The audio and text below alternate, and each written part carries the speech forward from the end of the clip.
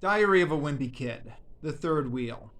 This is the seventh book in the Diary of a Wimpy Kid series. It was originally published in 2012, although I'm just getting around to it now. For me, this is the fifth book in the Diary of a Wimpy Kid series that I've read and reviewed on this channel. I've not been reading them in order. I mean, I tried, but my library doesn't have them all stocked in order, so I've been skipping around depending on what my library availability has. Anyways, the fifth book in the Diary of the Wimpy Kid series that I've read and am reviewing on this channel. And guys, with apologies, I have run out of intelligent things to say about this series. So this is going to be pretty much the same thing I've said about every book since the first one.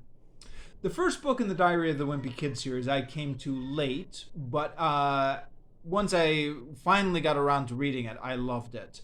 Very funny humor that was, I thought, based on what middle school experience was like, only slightly exaggerated, or in many cases not exaggerated at all.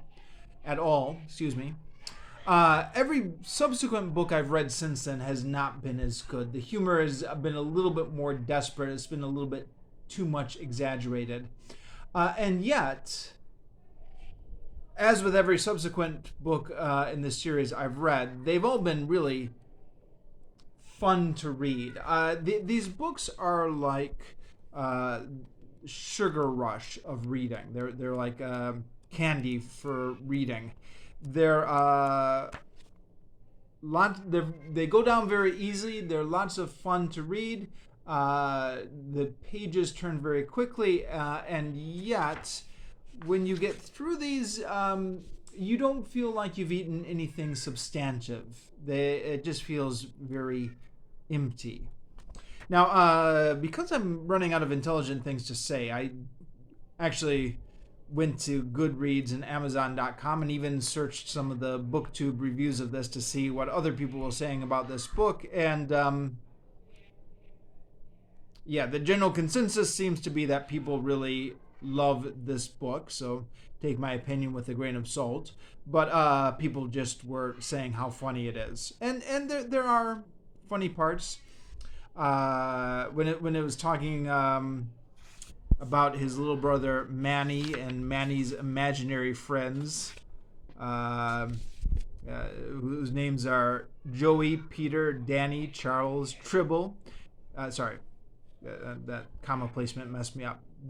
Joey, Peter, Danny, Charles Tribble, the other Charles Tribble, Tiny Jim, and Johnny Cheddar.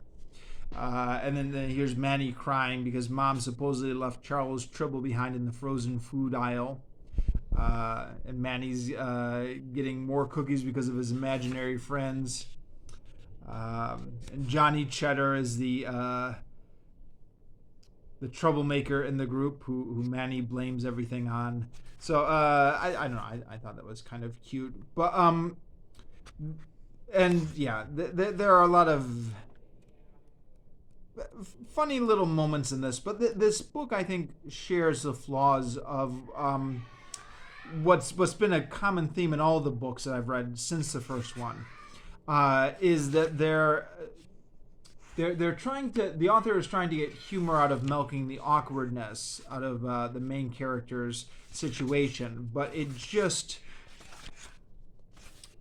keeps pushing things to a ridiculous extreme. So, for example, let me find an example. The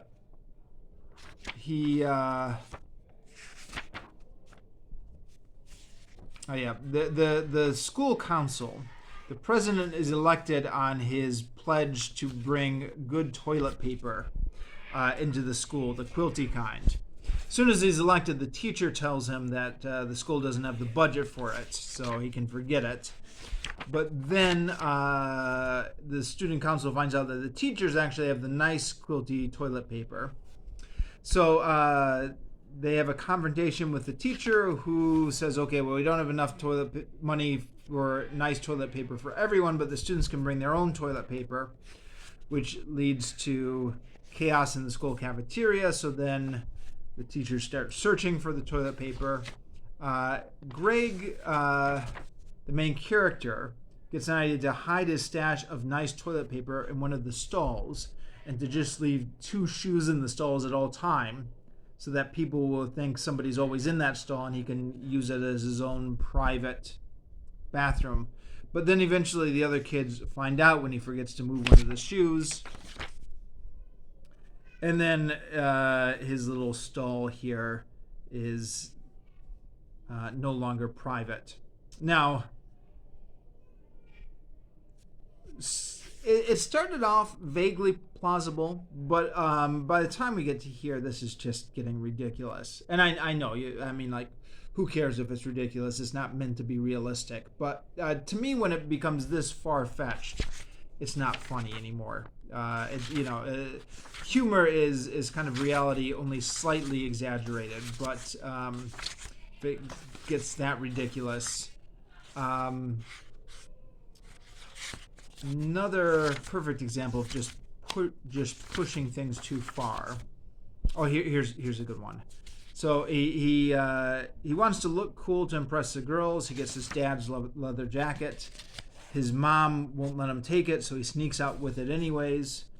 But the leather jacket is too cold on a winter's day. It's no substitute for a winter's coat. But he finally gets to school and he wears the aviator glasses and he feels like a new person.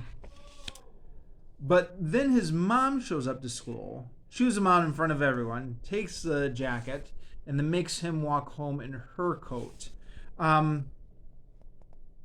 I think very few moms would do this. I liked his mom in the first book. She seemed like a realistic character, but she has just become an exaggerated version of what a clueless mom would be like. This is the last one, but something that just gets pushed a little bit too far. So he wants to impress this girl who goes to his church. So he volunteers to be the babysitter for her little brother, thinking it would get him in with the family and give him some time to spend with the girl. The child, though, ends up locking him in the bathroom while the child creates chaos in the kitchen with his bike. So he's locked in the laundry room. He eventually does sneak out and then gets back into a window to get back in, but then he sees a nice, comfortable bed and he thinks, like I said, it was freezing cold outside, so I needed to warm up before going after Wesley. But I really regret taking a few moments to do that because in the time I was in Laura's room, Mr. and Mrs. Stringer came home. Now this doesn't seem plausible at all to me, that he would get into the bedroom of the girl he likes and then just go to sleep in the bedroom and wait till the parents came home. So I get this is supposed to be kind of cringe humor, how stupid he is, but that being said, actually there is a nice little interlude here where he's talking about how his brother used to give him timeouts when they were young, even though his brother had no authority to do it. And at one point he knocked over a wedding photo of mom and dad, and Roderick gave me a half-hour timeout for that one. When mom and dad got home, they saw the broken picture and asked which one of us had done it. I told them it was me, but that they didn't need to give me a punishment because I'd already gotten a timeout from Roderick. But mom said that the only people who could hand out punishments were her and dad, so I ended up serving a double timeout for breaking that picture. Yeah, that sounds like a classic thing parents would do, huh? The timeout that your brother gave you didn't count, so here's your real timeout. So there are funny bits like that mixed in with the over-the-top bits. But on the whole, the book is just pushing all the situations just a little bit too far, and I thought the humor, well, it did have its moments. The humor was mostly lost through too much exaggeration. But like all the books I've read in this series so far, once you start reading it, the pages could just keep turning themselves. I mean, it's just incredibly light and readable and fun, even if the substance is a little bit lacking. I finished this off in 2 days, and that was somewhat myself deliberately pacing this, so I didn't ruin all the fun in one day.